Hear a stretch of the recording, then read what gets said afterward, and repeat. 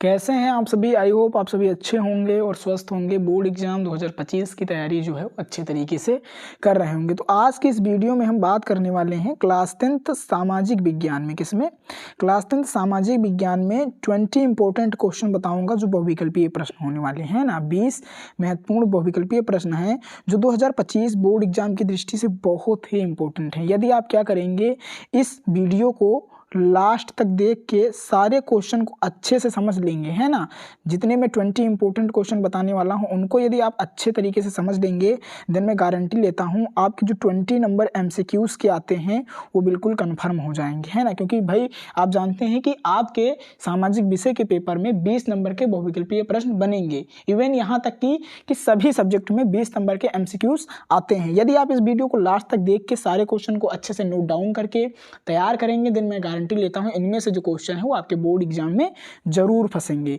तो आइए देखते हैं, सारे क्वेश्चन को अच्छे से समझेंगे और इंपॉर्टेंट है। साथ में आपको करना यह है कि आप कमेंट में जिन भी क्वेश्चन के आंसर जानते हैं कमेंट में उसका आंसर दें, ताकि इससे ये पता चलेगा कि आपको कितनी जानकारी है ना। तो आइए देखते हैं हमारा जो क्वेश्चन है वो क्या है।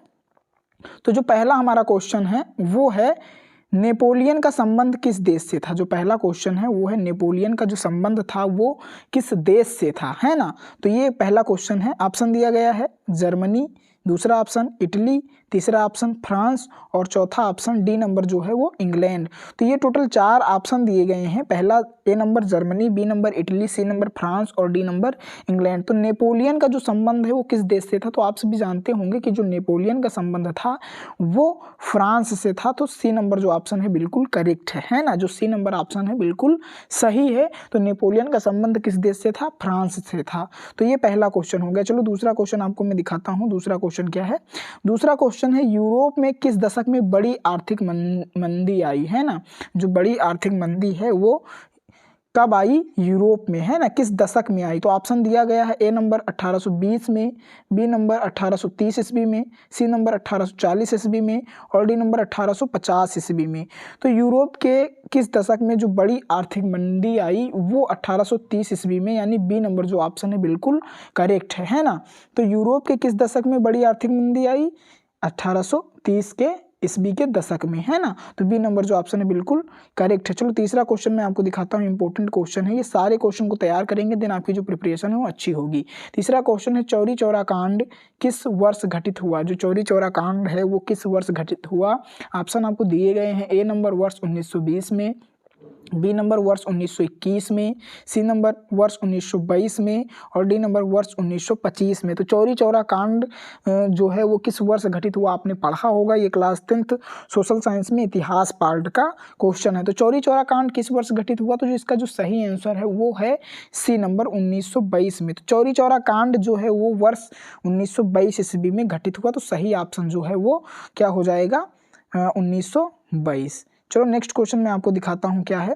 नेक्स्ट क्वेश्चन है चौथा, करो या मरो का नारा किसका था। करो या मरो जो नारा था वो किसका था? ऑप्शन दिया गया है ए नंबर सुभाष चंद्र बोस का, बी नंबर चंद्रशेखर आज़ाद का और सी नंबर भगत सिंह का और डी नंबर महात्मा गांधी का। ये 4 ऑप्शन दिए गए हैं। पहला A number Subhash Chandra Bose, B number Chandrashekhar Azad, C number Bhagat Singh और डी नंबर महात्मा गांधी। तो करो या मरो का नारा किसका था? तो महात्मा गांधी का था। तो जो डी नंबर ऑप्शन है बिल्कुल सही है। चौथे क्वेश्चन का जो सही ऑप्शन है वो बी है, महात्मा गांधी ने करो या मरो का नारा दिया था। चलो नेक्स्ट क्वेश्चन 5 नंबर दिखाता हूं। भारतीय राष्ट्रीय कांग्रेस की जो स्थापना है वो कब हुई? पांचवा क्वेश्चन है, भारतीय राष्ट्रीय कांग्रेस की जो स्थापना हुई वो कब हुई? ऑप्शन दिया गया है ए नंबर 1885 में, बी नंबर 1904 में, सी नंबर 1857 ईस्वी में और डी नंबर ऑप्शन दिया गया है 1855 ईस्वी में, है ना।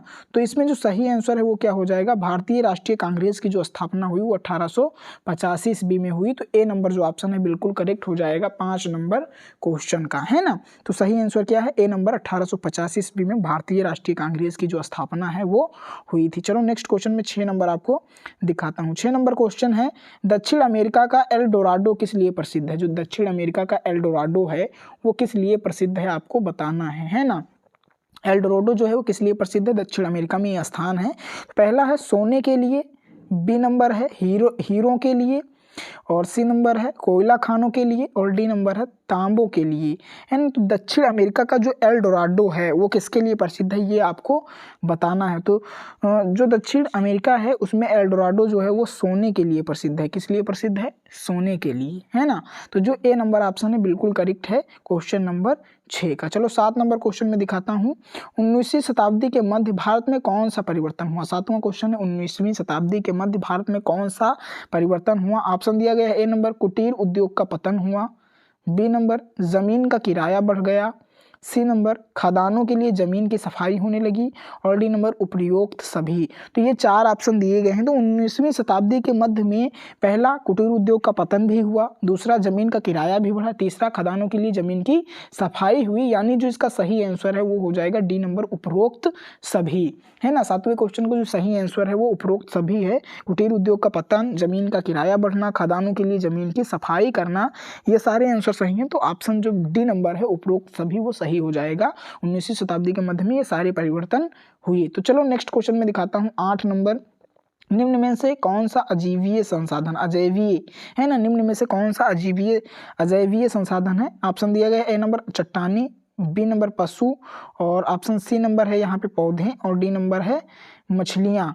तो इसका जो सही आंसर है वो क्या हो जाएगा, निम्न में से कौन सा अजैवीय संसाधन है, तो वो क्या है, चट्टाने। चट्टाने जो है अजैवीय संसाधन है। तो ए नंबर ऑप्शन बिल्कुल करेक्ट है। कौन से क्वेश्चन का, 8 नंबर क्वेश्चन का। चलो नेक्स्ट क्वेश्चन में दिखाता हूँ 9 नंबर। इंपॉर्टेंट क्वेश्चन है, इनको आप तैयार कीजिए, साथ में आप कमेंट में इनके आंसर बताते रहें। सारे क्वेश्चन आसान हैं और यही क्वेश्चन आपके एग्जाम में बनेंगे 2025 बोर्ड सोशल साइंस के पेपर में। तो जो 9 नंबर क्वेश्चन है, निम्नलिखित में कौन सा नवीकरण योग्य संसाधन है ना, निम्नलिखित में कौन सा नवीकरण योग्य संसाधन नहीं है। ऑप्शन जो क्वेश्चन है वो सही से पढ़ेंगे। निम्नलिखित में कौन सा नवीकरणीय योग्य संसाधन नहीं है। ए नंबर पवन ऊर्जा, बी नंबर जल ऊर्जा, और सी नंबर जीवाश्म ईंधन, और डी नंबर वन। ये 4 ऑप्शन दिए गए हैं। निम्नलिखित में कौन सा नवीकरणीय योग्य संसाधन नहीं है, है ना। ऑप्शन जो है वो आपने पढ़ लिया है। तो इसका जो सही आंसर है वो क्या हो जाएगा, जीवाश्म ईंधन। नवीकरण का मतलब नया जो नहीं बनाया जा सकता है।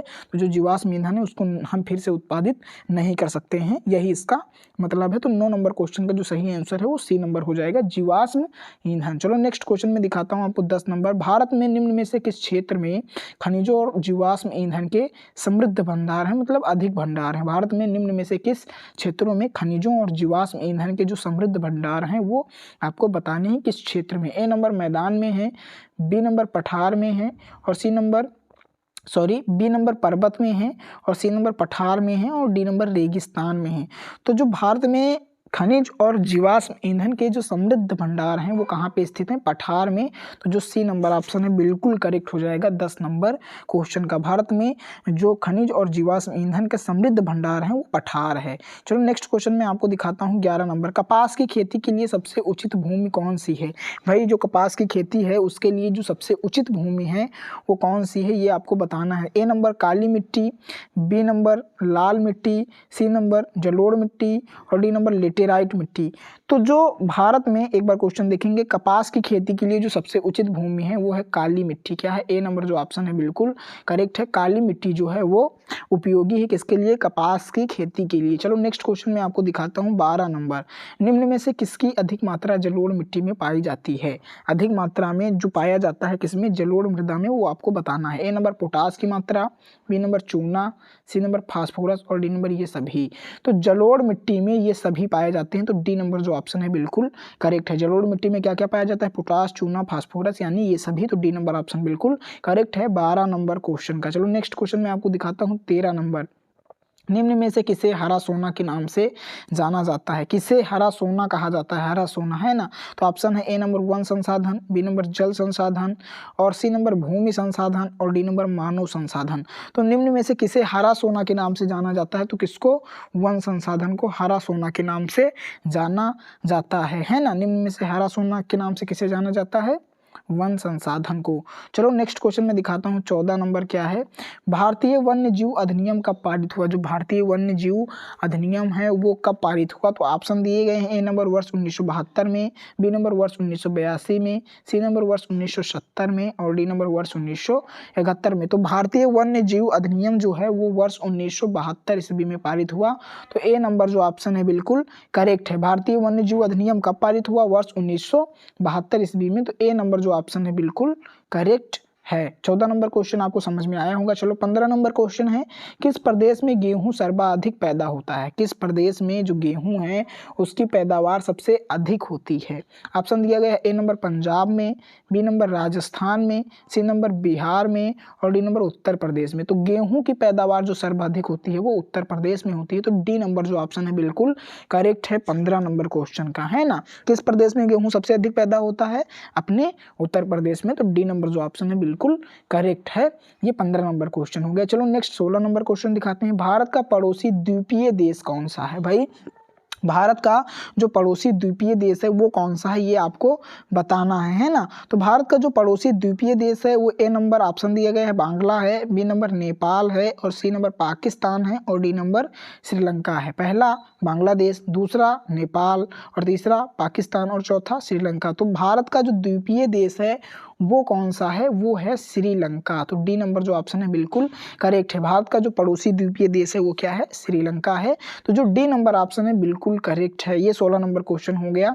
नेक्स्ट मैं आपको 17 नंबर क्वेश्चन दिखाता हूँ। 17 नंबर क्वेश्चन क्या है? हमारे देश में कार्यपालिका किसका उपयोग करती है? जो हमारा देश है भारत, उसमें कार्यपालिका जो है वो किसका उपयोग करती है? ए नंबर सत्ता का, बी नंबर सरकार का, सी नंबर लोकतांत्रिक राजनीति का और डी नंबर केंद्र सरकार का।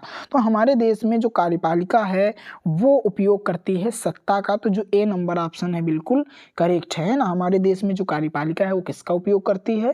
तो हमारे देश में कार्यपालिका सत्ता का उपयोग करती है। तो जो ए नंबर ऑप्शन है बिल्कुल करेक्ट है, सत्ता का, है ना। चलो नेक्स्ट क्वेश्चन में आपको 18 नंबर दिखाता हूँ। 18 नंबर है, भारत में कुल कितने संघीय राज्य हैं? ऑप्शन क्या है?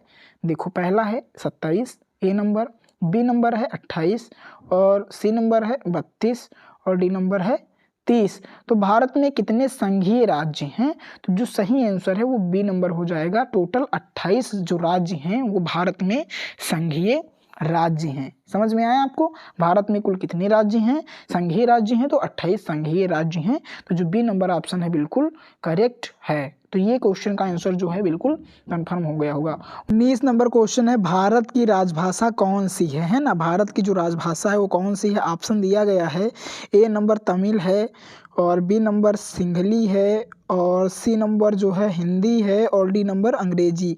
तो ये 4 ऑप्शन दिए गए हैं। पहला तमिल, दूसरा सिंहली और तीसरा क्या है? तीसरा जो दिया गया है वो हिंदी है ना। और डी नंबर अंग्रेजी है। तो जो सही ऑप्शन है, भारत की जो राजभाषा है, भारत की जो राजभाषा है वो हिंदी है। तो जो सी नंबर ऑप्शन है बिल्कुल करेक्ट है 19 नंबर क्वेश्चन का। तो भारत की जो राजभाषा है वो कौन सी है? हिंदी है ना। तो आई होप आप समझ गए होंगे। चलो नेक्स्ट नंबर 20 नंबर क्वेश्चन में दिखाता हूँ। इंपॉर्टेंट क्वेश्चन है। 20 नंबर क्वेश्चन है, पूरे जिले का जो प्रशासन है वो कौन संभालता है? पूरे जिले का जो प्रशासन है वो कौन संभालता है? A number sarpanch, B number mayor, C number जिला मजिस्ट्रेट या कलेक्टर और डी नंबर सत्र न्यायाधीश। तो जो पूरे जिले का प्रशासन है, पूरे जिले का जो कार्यभार है वो जिला मजिस्ट्रेट या कलेक्टर संभालता है ना। तो जो सी नंबर ऑप्शन है बिल्कुल करेक्ट है 20 नंबर क्वेश्चन का। तो ये टोटल कितने इंपॉर्टेंट क्वेश्चन थे? टोटल 20 इंपॉर्टेंट क्वेश्चन थे जो बोर्ड एग्जाम 2025 की दृष्टि से बहुत इंपॉर्टेंट थे। आप इन सभी क्वेश्चन को अच्छे से तैयार करेंगे और अपनी जो प्रिपरेशन है वो अच्छे तरीके से करेंगे, क्योंकि फिर मिलते हैं नेक्स्ट वीडियो में। तब तक आप अपनी तैयारी को अच्छे तरीके से करते रहें। धन्यवाद।